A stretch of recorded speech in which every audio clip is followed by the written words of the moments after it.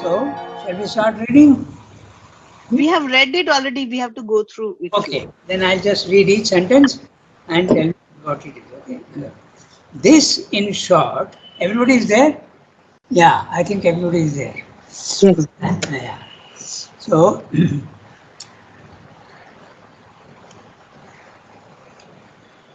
yeah. So, this, in short, is a demand made on us.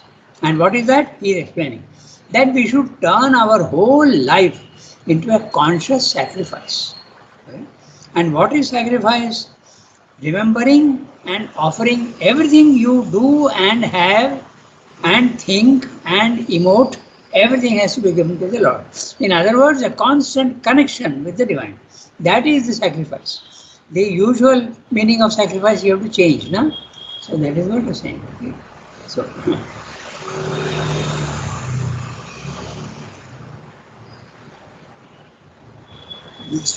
Ranga, the one question: why instead of sacrifice, Shrivindo didn't say offering? because he is using uh, the language of the Gita. That's the reason. Okay? He is using the language of the Gita.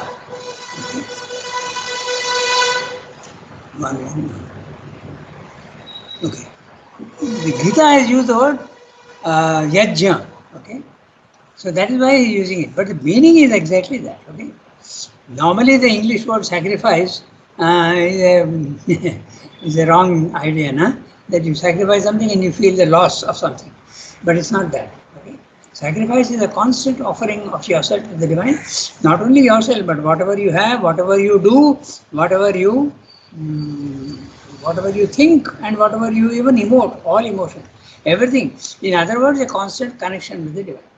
It should be like constantly you are aware of mother, along with walking with you and being with you all the time. That's what is meant by sacrifice. So we should turn our whole life into a conscious sacrifice. Every moment and every movement of our being is to be resolved into a continuous and a devoted self-giving to the eternal. I'll tell you something interesting. Okay, there is a person. I won't take the name because she may be on the. No, I don't think she is there because she is there in the other class. But anyway, it's from America. Okay, and this person has never come to the ashram. Okay, it's an American, and she has never come to the ashram. But when she was doing her medical studies, two people from Spain had come to the ashram and they had experience of something. And when they went back, they spoke to this lady. Let's call her X, okay? And this lady X uh, one day emailed me, and she said that I said, "Do you know me?" And she said, "No, I don't know you, and I have not come to the ashram also. But one day I want to come and put my head on the samadhi." But then I said, "How do you know, mother?" Then she told me that two Spanish people had come and they explained to me about mother. And when I was doing my medical studies, they advised me to constantly remember mother. She will help you with everything. And they gave her a photograph of mother. She has never come to the ashram, but she said that she used to do that, and she really felt the help. Okay, and now when she emailed me, she said that all through my life, I feel that she is walking beside me. Okay, and she has never come to the ashram. Okay, so this is what Selvi is saying. See, whatever you are doing, whatever you constantly feel that she is there with you, helping you in everything. Okay, it's like a friend, eternal friend who is all the time with you. Okay, it can be done if remembrance. That's why remembrance is so important. Remember and offer. Offering may not be there in the beginning, but remembrance is more possible. Okay, you remember and always ask for help, but later on, even that help comes. Okay, so I'm going to then. So every moment and every movement of our being, and every movement means physical movement, vital movement, and mental movement, everything of our being is to be resolved into a continuous and self Devoted. yeah, yeah, devoted self giving to the eternal. all our actions, not less the smallest and the most ordinary and trifling than the greatest and the most uncommon and noble, must be performed as consecrated acts. Okay. And remember, look at similar language, all our actions, not less the smallest and most ordinary and trifling, even that which you feel is the most unimportant. Even when you are opening a book, when you are about to eating is a big thing, but even going out of the house, okay, everything. Okay, I remember. I'll tell you one thing. I know of somebody who told me an interesting thing. When they were reading the sacrifice, okay, they did not understand what is the sacrifice. Then immediately, because the person was in a good condition of consciousness, immediately it was explained to him that whatever you are doing, okay, even if you are flipping a switch on, okay, you go into a room and you flip the switch, even that can be an act of sacrifice. So it was something so wonderful, they experienced, that it's exactly corresponding to what Sundar is saying. Everything, you are putting on your shoes, you are coming down the stairs, constantly remember the divine. Okay? Every moment, devote not less the smallest and most ordinary and trifling than the greatest and the most uncommon and noble, must be performed as consecrated acts. Whatever you are doing, offer that to the divine. Sometimes it's difficult to understand how, when I am reading something, how can I offer that act to the divine? Okay, but it takes time, but slowly, if it, by remembrance, it comes. Okay, you go on remembering, then automatically that. One day I had asked Amal, okay, Amal, what have you been able to do in your sadhana? I asked him point blank. What have you been able to achieve? Have you been able to silence your mind? He said, no, I have not silenced my mind. And he made a joke out of it. He said, I can silence other minds. I said, how? He said, by argument. Because he was a highly intelligent and intellectual person.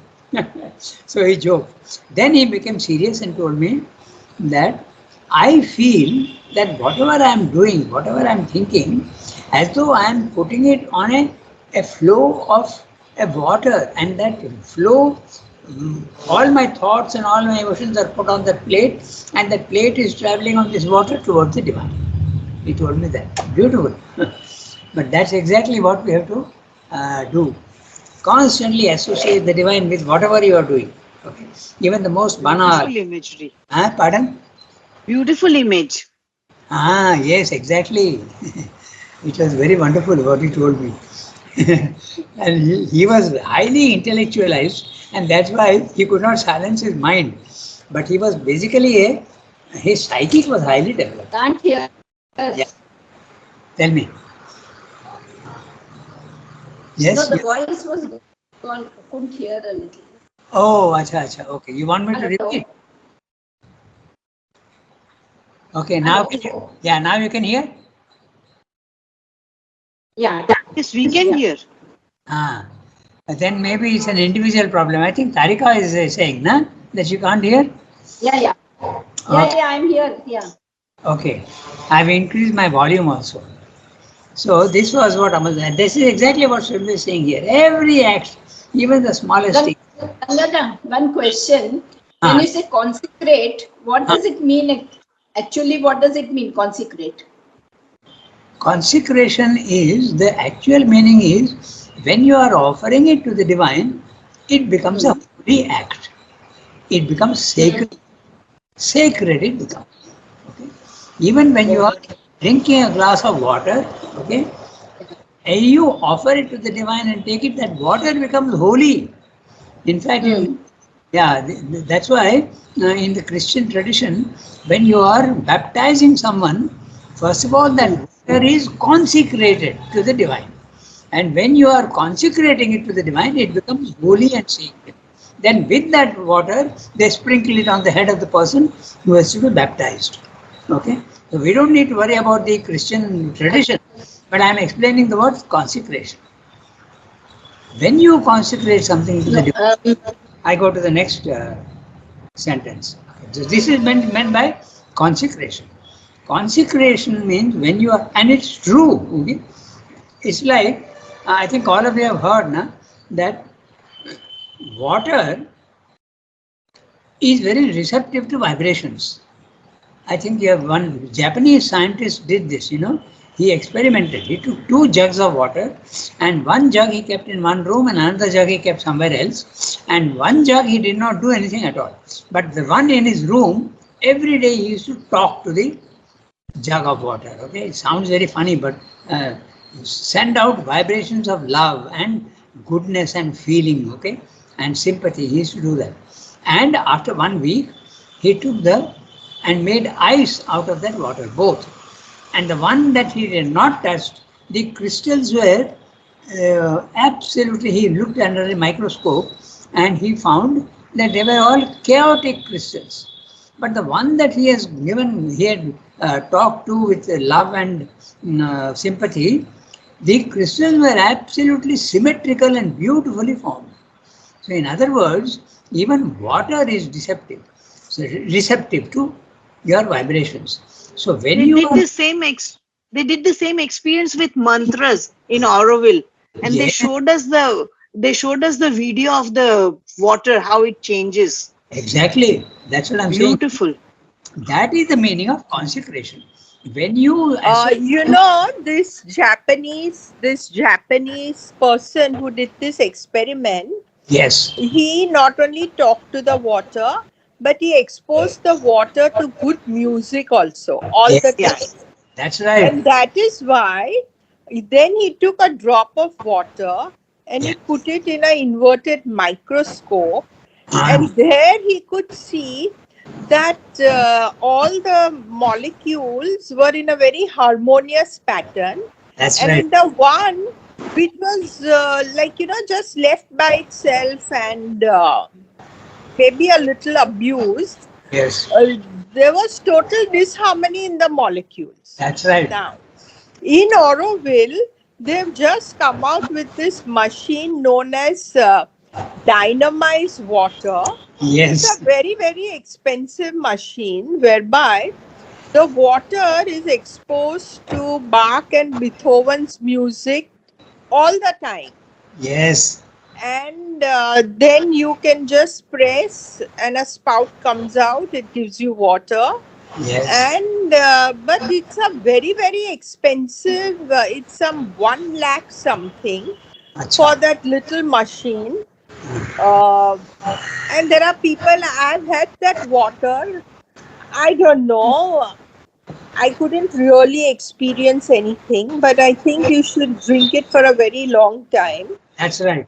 But even if you're drinking water, they say that when the water passes through the pipes and all, it gets traumatized. But I feel that even our drinking water, if we just put some music around it, it can change its character. Of You course. don't have to have that 1 lakh plus ka machine at home. Exactly, that's what I was saying. So what that machine is doing, you can do with your attitude. You don't need a machine. All you have to do is to think of the divine and offer that water to the divine and drink it. It becomes holy and it has a power. But that power is subtle. It will not give miraculous results. For a long period of time, the change will come. It's a long thing. So drinking 1 glass of water consecrated is not going to change you. But it will change over a period of time. It's got a it has got a collective power. So you have to do that. But you have to be very, very consistent and very, very persistent.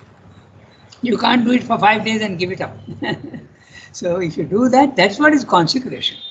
Since you asked about consecration, that's exactly why we have this discussion. Consecration is to remember the divine and offer it, and by the very fact of offering, it becomes holy. It becomes sacred. And vibrations in it are harmonious and growth oriented, not destructive. Many of our emotions are very destructive. When we have anger or when we have jealousy, they destroy your atmosphere and your consciousness. It goes downwards. But when you have positive things, it goes upwards always. It is constructive. Okay? So shall we go to the next sentence? So, one second. our individualized nature. Yeah. Control positive. Right. So, yeah. Our individualized nature must live in the single consciousness of an inner and outer movement dedicated to something, escape, that is beyond us and greater than our ego. Let's look at that sentence carefully. Our individualized nature, but we have also a universal nature which you get when you go to the higher level of consciousness. But even the individualized nature, same is talking about your body, vital and mind. Okay, even that one, even the body, mind, life must live in the single consciousness of inner and outer movement, inner psychological, your thoughts and your thoughts and your emotions, and outer movements, whatever you are doing, eating, sleeping, driving a car, okay, doing an operation, whatever, all outer movements. Remember and offer all that to the divine and dedicate it to something that is beyond us and greater than our ego. The ego is that which is actually contracting you. But you, when you do that and give yourself to the divine, you are expanding yourself. Your narrowness is disappearing. Okay? No matter what the gift or to whom it is presented by us, there must be a consciousness in the act that we are presenting it to the one divine being in all beings. So even when you are doing something for somebody, okay, think that you are doing it for that somebody, the divine in that somebody. That's what Sandra is saying. It's very interesting what he's saying. No matter what the gift. So the gift can be anything.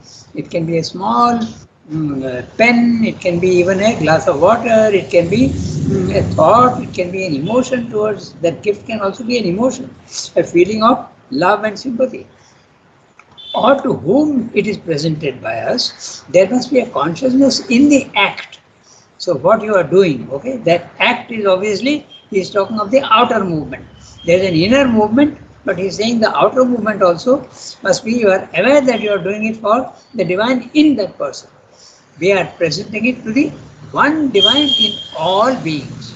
Maybe one divine in all beings we can't imagine in the beginning, but certainly we can imagine that I am doing it for the divine in that particular person. Then our commonest and most grossly material actions, exactly, okay, most grossly must assume this sublimated character. Okay. It's very interesting what he's saying here. Our commonest and most grossly material action. I'll tell you something which you should not misunderstand. Okay. Suppose you are doing something and you are conscious that it is an ego action. Okay. I go and say, buy something which I know is desire oriented. But if you remember the divine and say, look, I am doing this, but I know that it is, okay. You remember the divine and tell him, I am doing this out of desire, I know. Okay. Slowly that will change. That's the whole point. So he's saying very interestingly, commonest and most grossly material actions must assume this sublimated character. Sublimated, to make sublime, to make it subtler. Even the gross action can become sublimated. Okay? It can become subtle. When we eat, we should be conscious that we are giving our food to that presence in us. It must be a sacred offering in a temple, and the sense of a mere physical need or self-gratification must pass away from us. It's a very interesting sentence. I think I told you once, but I will repeat. Okay, very interesting. Actually, Udar got permission by requesting mother for lunch upstairs. Okay, and his whole family used to go.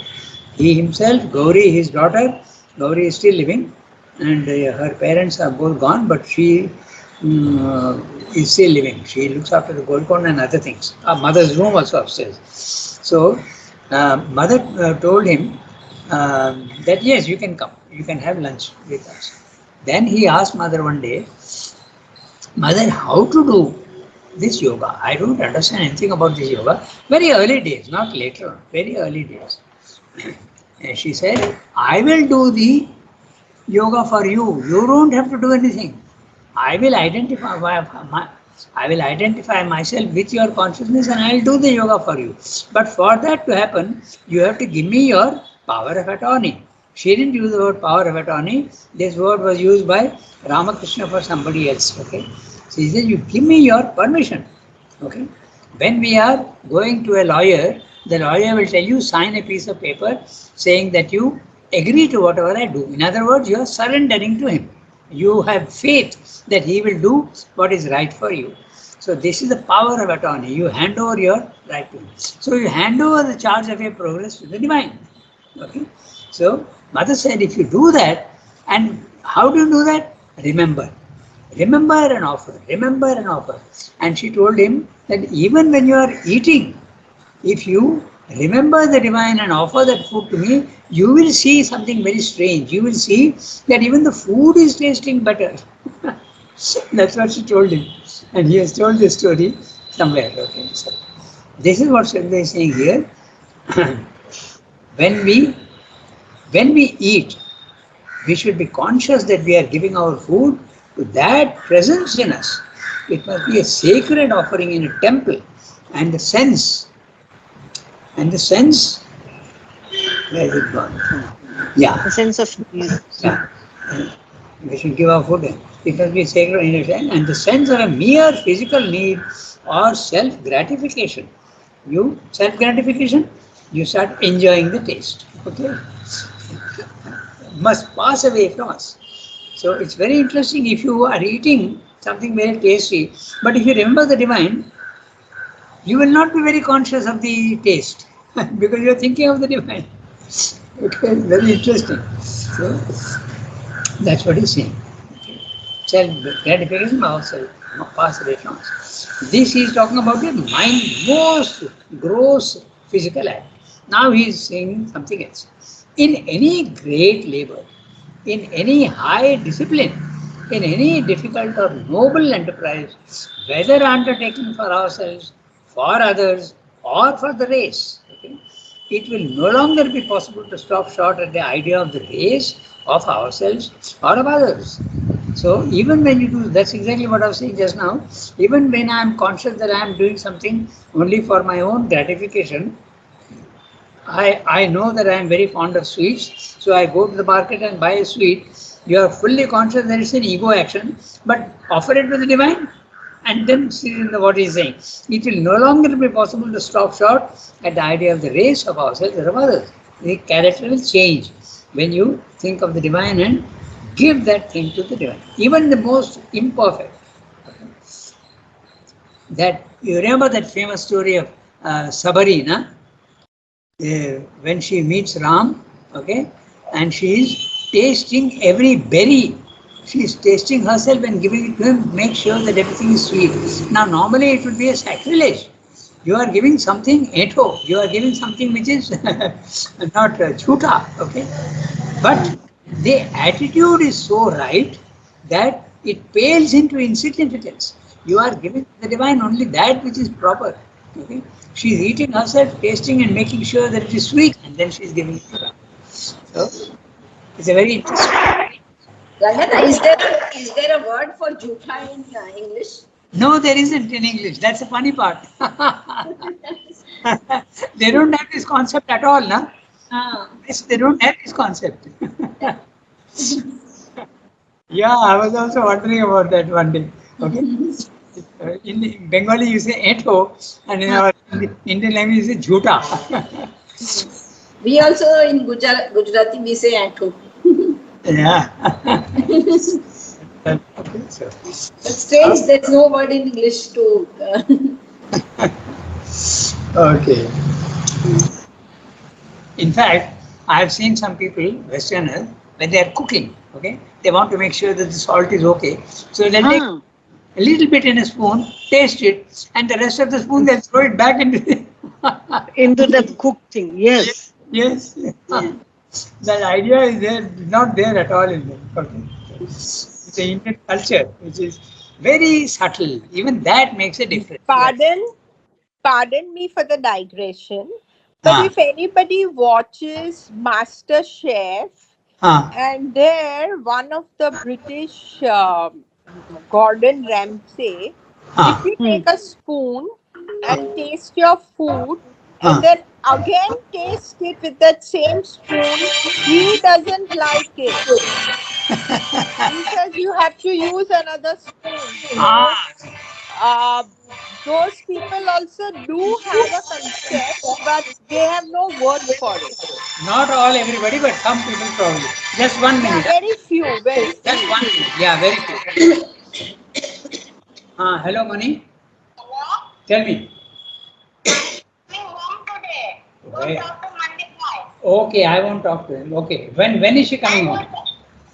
Just now after breakfast. Oh, wonderful, wonderful. I'm very. Can you tell Sinokaku that to bring a gown and to come with Himachal Bhai?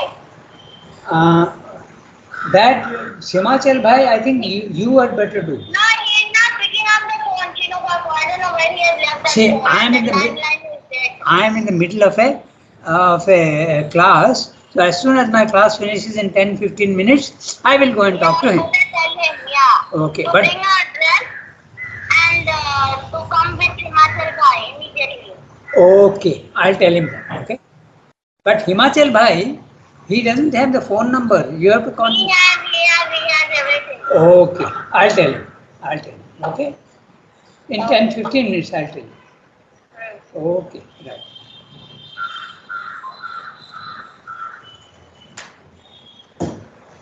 Sorry, there is an interruption of a phone call. No. So, my sister, who is in nursing home, okay, she's being Coming back. Yeah, she's coming back home. She had to go there because No. there's severe problem. Okay, so we continue.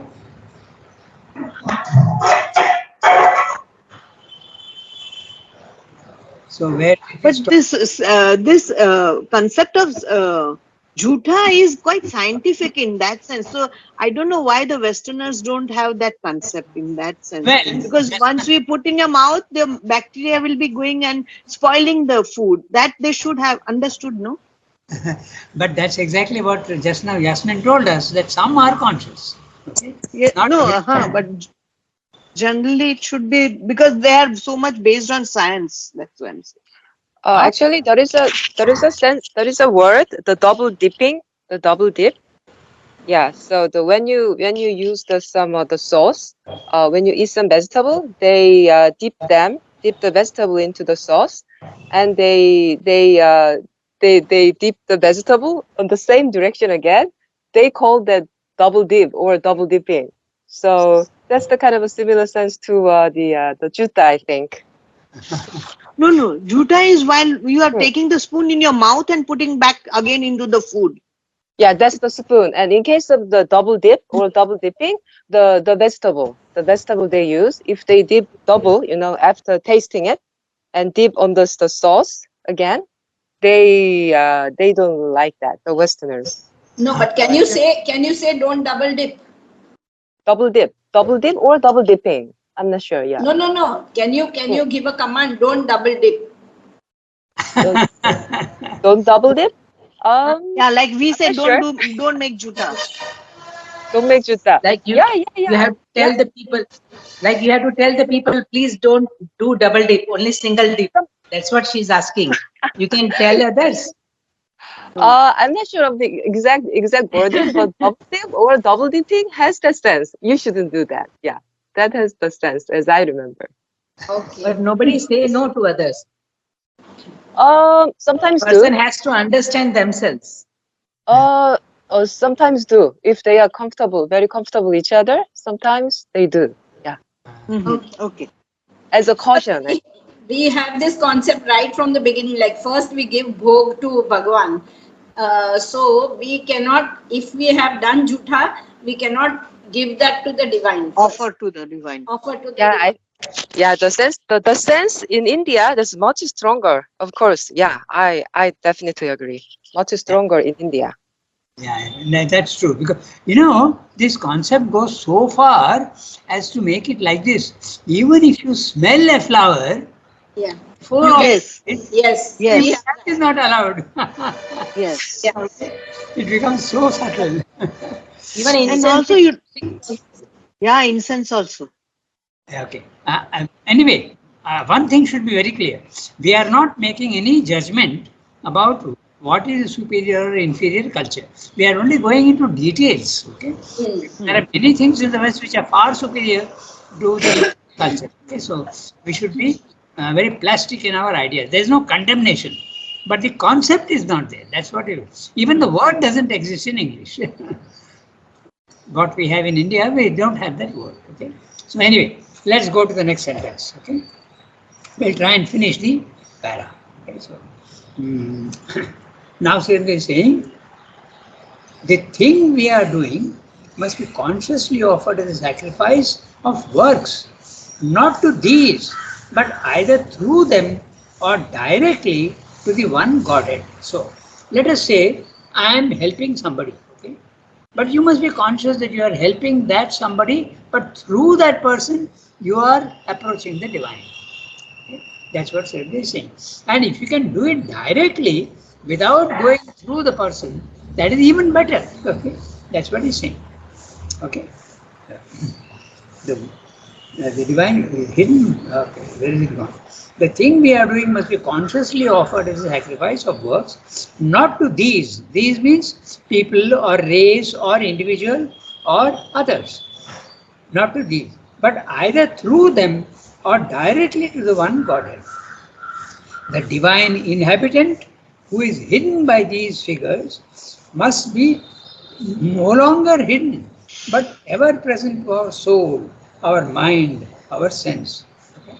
We may be intellectually aware, we may know that the divine is there within us, but we don't feel his presence. But I said there is one interesting thing here. Who is this divine inhabitant? Okay? There is two things. One is the psychic being, okay, which is the individualized soul. Okay? The individual soul. But the Gita also speaks of the divine inhabitant, which is the universal original divine, who is there hiding in every heart. But that may not be, or may be, or there can also be a merging of the two. So the universal divine and the transcendent divine is also there in the individual, and that this psychic being is the individual divine. Okay? But all these can merge into yourself. So there is a small difference between the divine inhabitant, D cap, I cap. Okay, he is the not necessarily the psychic being. Okay, but it can all merge also. That also is interesting. This question is there also in the Ishvara Sarva Bhutanam Hrid Deshe Tishtati Brahmayan Sarva Bhutani. That phrase refers to the universal divine or the transcendent divine in the human being guiding him or trying to guide him. But the body mind life are veils that cover the divine, and we don't always, we are not conscious of the guidance that is there from within. Okay, so that's what he's saying. Okay, the thing, the divine inhabitant who was hidden by these figures must be no longer hidden, but ever present to our soul, not only to the soul, but our mind and our sense, even the sense, okay, physical. The workings and results of our acts must be put in the hands of one cap, okay, in the feeling that that presence is the infinite and most high, by whom alone our labor and our aspiration are possible. Whenever we are aspiring or whatever we are doing is possible only because he is guiding you. If his power is not there, you are powerless. It's like the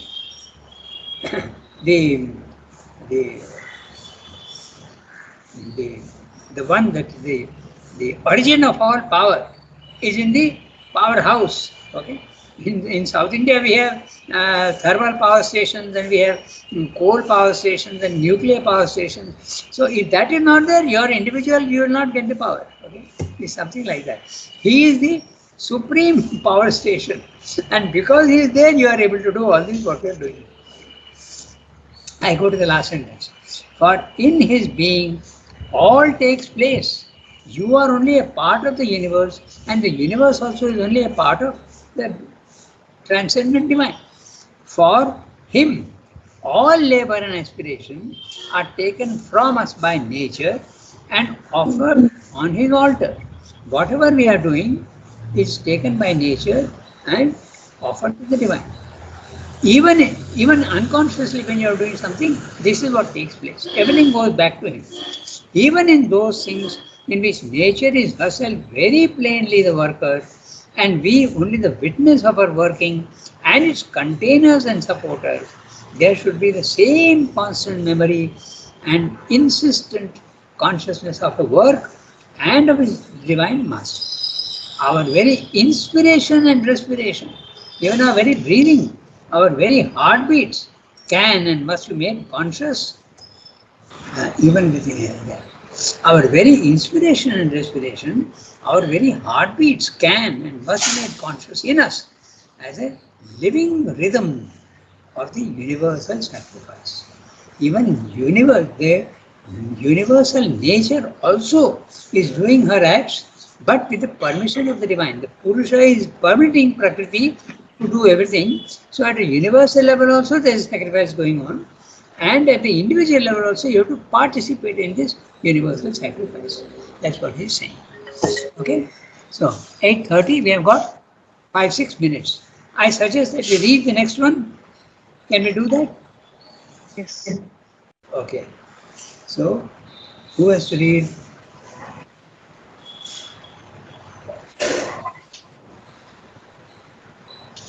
Shall I read? Yes.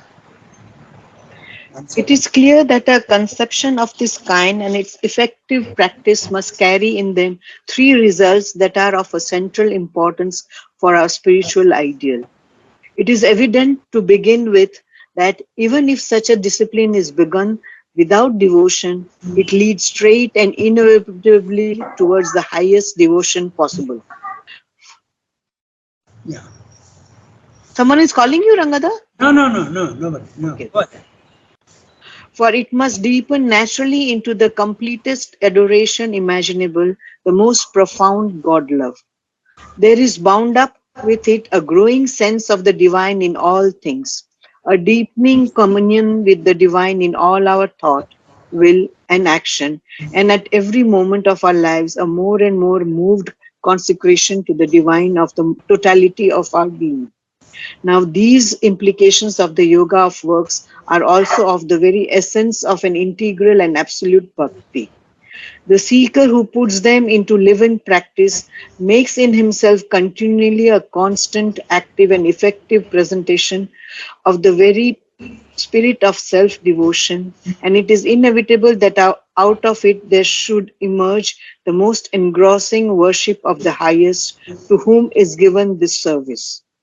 An absorbing love for the divine presence to whom he feels an always more intimate closeness grows upon the consecrated worker, and with it is born or in it is contained a universal love too for all these beings, living forms and creatures that are inhabitations of the divine, not the brief, restless, grasping emotions of division, but the settled, selfless love that is the deeper vibration of oneness. In all, the seeker begins to meet the one object of his adoration and service. The way of works turns by this road of sacrifice to meet the path of devotion. It can be itself a devotion as complete, as absorbing, as integral as any the desire of the heart can ask for, or the passion of the mind can imagine. Okay. So, we have only 2 minutes more. So, this para we will take up next time because it's a very interesting para. I know all paras are interesting. So, I have to make some arrangements now for my sisters coming home. So, with your permission, I will stop here today. You please note down the page number. Redo the para, yes, sure. Yeah, I can also do that. I'll do it, Rangada. Okay. All right. Merci, Rangada. Bonne journée. Merci beaucoup. All the best. Yeah, we had a very interesting discussion today. Okay. Au revoir, everybody. Okay.